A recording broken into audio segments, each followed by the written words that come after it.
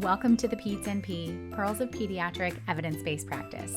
I'm your host, Becky Carson, pediatric nurse practitioner and clinical assistant professor at the Catholic University of America. In the consumer marketing hurricane that surrounds dairy and plant byproduct beverages, it can be dizzying enough for us adults to order a specialty coffee.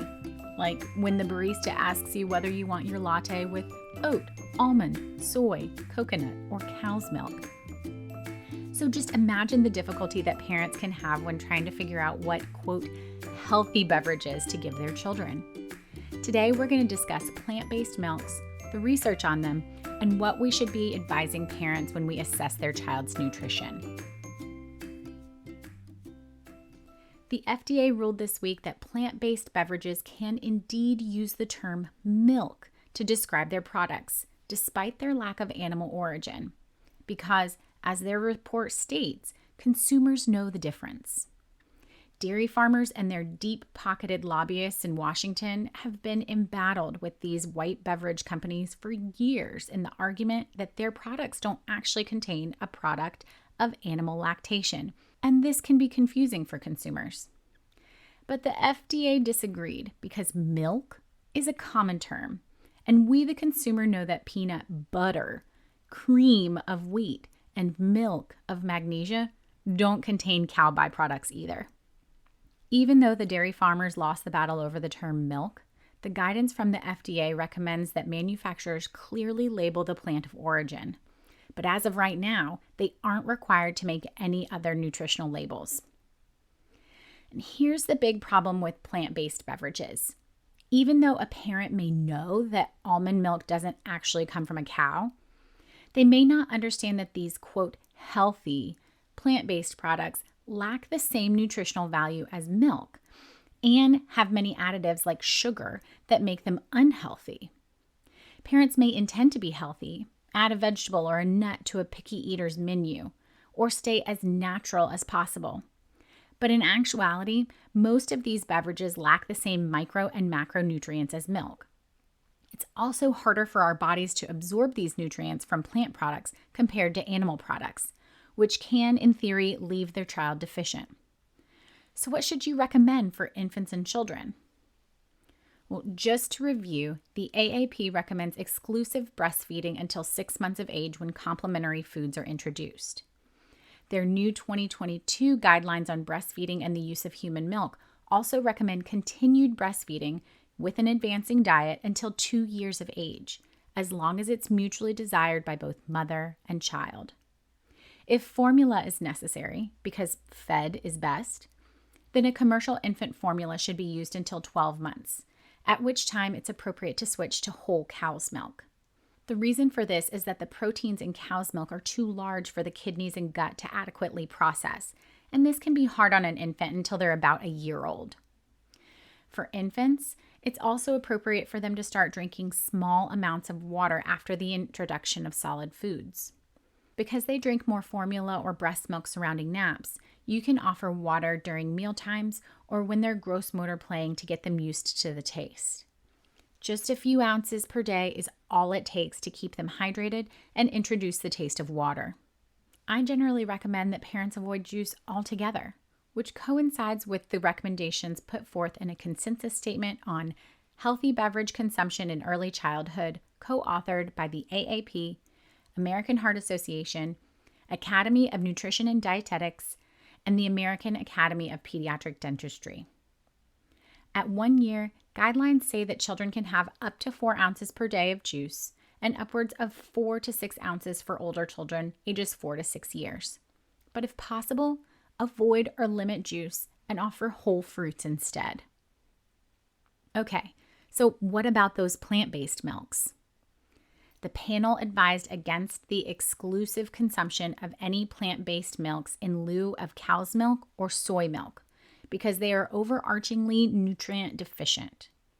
Soy milk is considered to be a cow's milk equivalent because it's fortified with vitamins and minerals that make it an acceptable vegan alternative.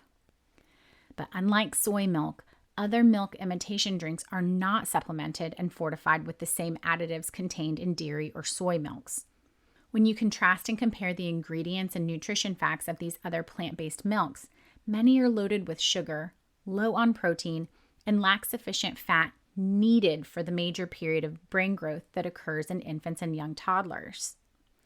Contrary to the health craze that vilifies fat, we actually need young children to have good fats in their diet. Plant-based milks that aren't fortified or supplemented, like almond, oat, hemp, tapioca, rice, and coconut, are also deficient in zinc, calcium, vitamins, and amino acids that are essential nutrients for growing infants and toddlers. For older kids, they're empty calories that can be detrimental in the battle against childhood obesity. And that's another reason for the recommendation against flavored cow's milk also. Although chocolate and strawberry milk were originally thought to be valuable to get a kid to palate cow's milk, it's now believed that this practice is a slippery slope to preferring sweetened beverages that take away from plain milk and water. Although parents may be hoping for ingredients from the earth or a healthy alternative to the mistaken fattening milk, they're actually choosing a sugar-laden, high-carb drink with little lasting energy value to sustain a busy kid, and they may have no added benefit over water. Now, don't get me wrong, milk isn't perfect either. It lacks some pretty essential vitamins and minerals too. A big one is iron. I remember walking past a ghostly pale child in the outpatient lab on my way to a shift one day and thinking, I bet he's anemic. Lo and behold, a few minutes later, a lab tech came running into the emergency provider area, desperate to call out a critical value. She said he had a critically low hemoglobin, 6.5 grams per deciliter.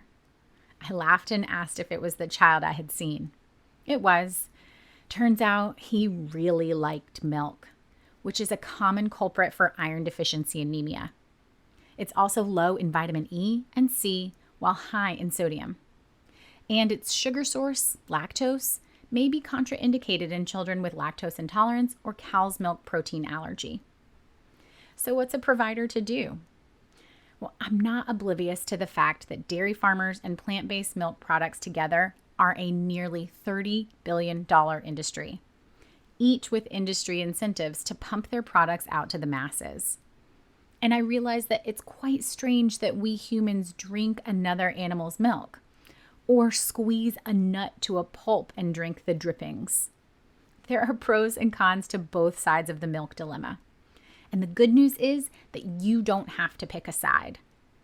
So what should pediatric providers do? Assess growth and nutritional intake at each well visit, getting a history that includes the different kinds of foods children eat and drink so that you can best understand where any micro and macronutrient deficiencies could be hiding. Then look at their current anthropomorphic measurements, like weight for length under 24 months and BMI for kids ages 2 years and up. Kids can be perfectly healthy while adhering to a vegetarian or vegan diet, but they may need some extra help in making sure that they get the right amount of fats, carbs, proteins, vitamins, and minerals. Using plant-based milks can be an adjunct in the quest for a healthy diet that's all about choices and variety. Figure out why the family chose this milk in the first place. Were they trying to be healthy? Did they want more vegetables and nuts? Are they adhering to a vegan diet? Or was it just on sale at the grocery store?